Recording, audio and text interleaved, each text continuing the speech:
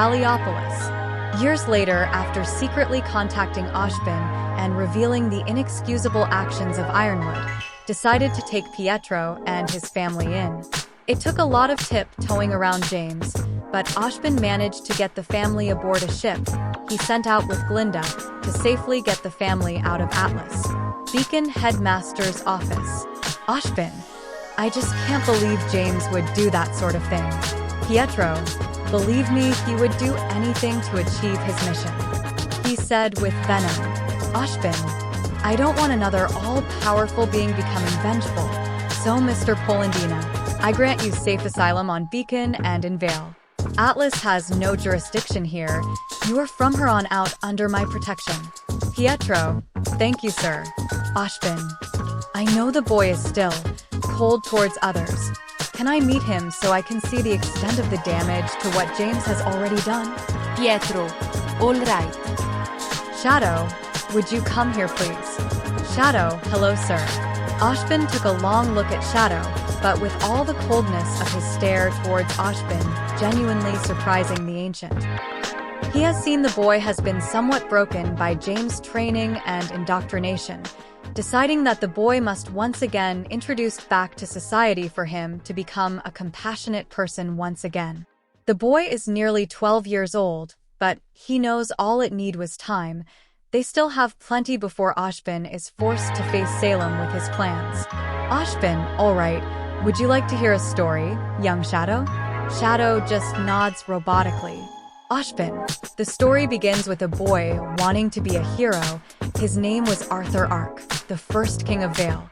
In the background. Penny. I think we should change his name. Pietro. Why is that, my dear? Penny. Shadow. Feels so cold and devoid of life. Pietro. What do you suggest? Penny. I've been reading up on his genealogy, the Arks. I think it would be best to name him after one of his ancestors. Pietro. All right, what do you wish to name him? Penny. Why do you ask me, Papa? Pietro. It was your idea. Honey, you should follow it through. Penny. How about Jaune? Pietro. Jaune, Jaune, Jaune. It has a nice ring to it. Penny. Short, sweet, and rolls of the tongue. 6 years later, they had to change Jaune's appearance drastically, and they decided to turn his hair jet black, but Jaune wanted highlights in as well, so he decided to get red streaks on his hair. Penny took him to Vale to get some new clothes, and he chose the same theme, black and red, but with a bit of fur, as he liked the feeling against his skin. Jaune. 18 years old.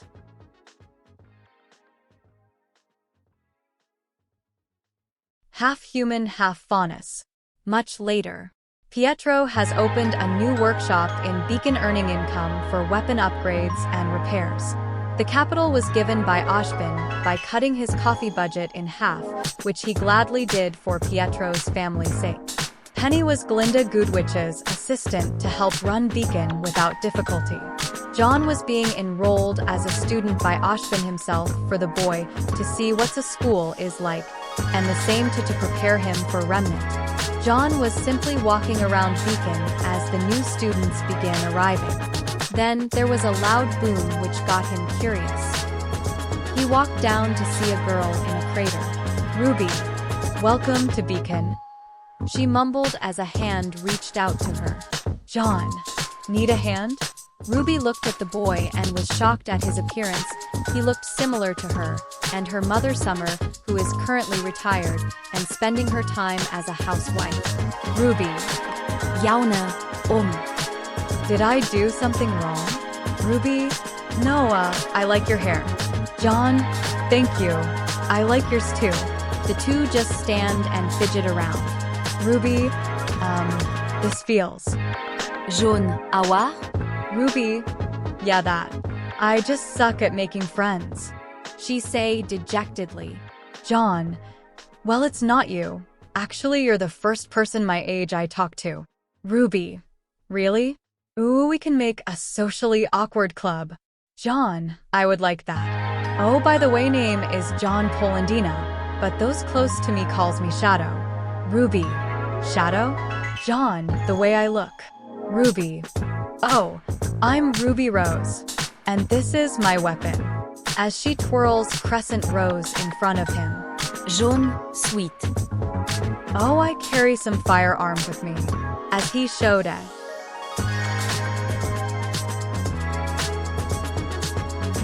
I know people hate it, but screw it. I love Terminator weapons. Ruby, what does it do?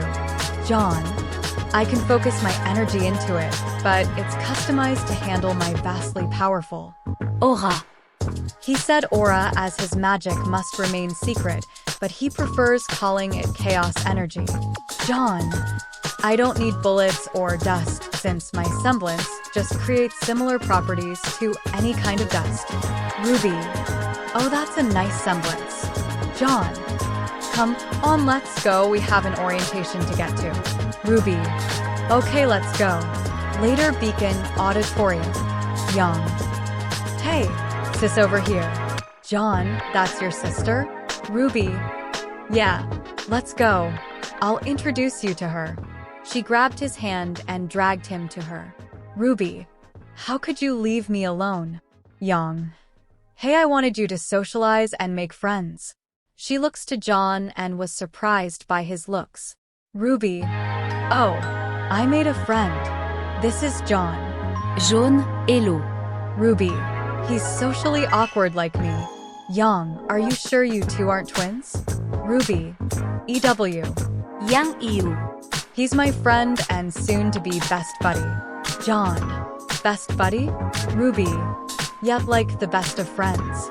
Jaune, I would like that. Jaune was a warm man, but when it comes to total strangers or Atlas, he's as cold as ice. The day pass on as in canon. Later Beacon Ballroom.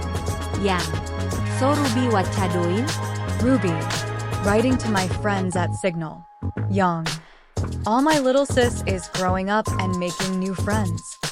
As she envelopes her in a hug. Ruby, yeah, but I made a negative friend, so that means I'm back at 0. Young, oh please, you made one friend and one enemy, it's life Rubes. Ruby, yeah, I know. It's just, oh hey Jaune. Jaune walks by and heard her as he looks around and spots his fellow red highlights lover. Jaune, hey, how's it hanging? Young, you mean how's it yonging? Jaune, U. Ruby, it's on of her lame puns.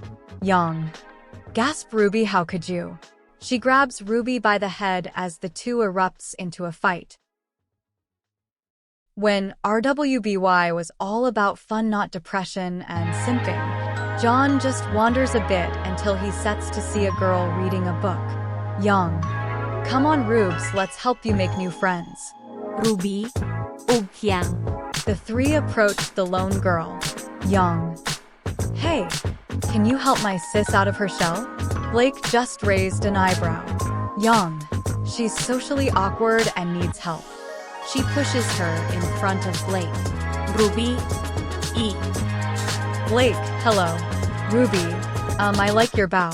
Blake, thanks. Yang, small rube. Jaune, Young, don't force it, just let her figure it out on her own. At least that's how I learn. The two talks about the book she's reading and the talk turns to about reality. Blake, wishing for a happy ever after?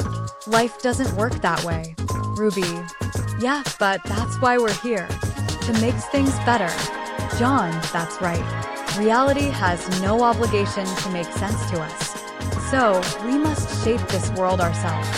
I don't believe we were born to be a negative influence. That's the Grimm's job. I believe we're supposed to be the positive influence for everyone. Blake looks to the boy and was honestly surprised that she saw what she thought was hair twitch. They were ears. Blake, you're a faunus? The two sisters looks at Jaune as they try to find his traits. Jaune then wiggled his ears, making Ruby gush over them and Yang to whistle. Jaune, yeah, but I'm half human and half faunus. That got Blake's attention, a half-breed who openly shows his traits that cause her to be jealous because she hides away. Hey, can you guys keep it down? Ruby, it's happening again. Weiss, you. Young, Whoa, take it easy. Let's just try this again. Rubes? Ruby. Look, I'm sorry for what happened with the dust. Maybe we can still become friends? Weiß. Yeah. Maybe we can go out and buy school supplies, paint our nails, and talk about boys like, a faunus. As she looks at Jaune with disgust. Jaune? And what's that supposed to mean, Atlassian? He asked, laced with venom. Blake sighs. Before this becomes out of hand, she blew out the candles, and the everything goes black. Hey, who touched me? Go F off, Atlassian. Why I never.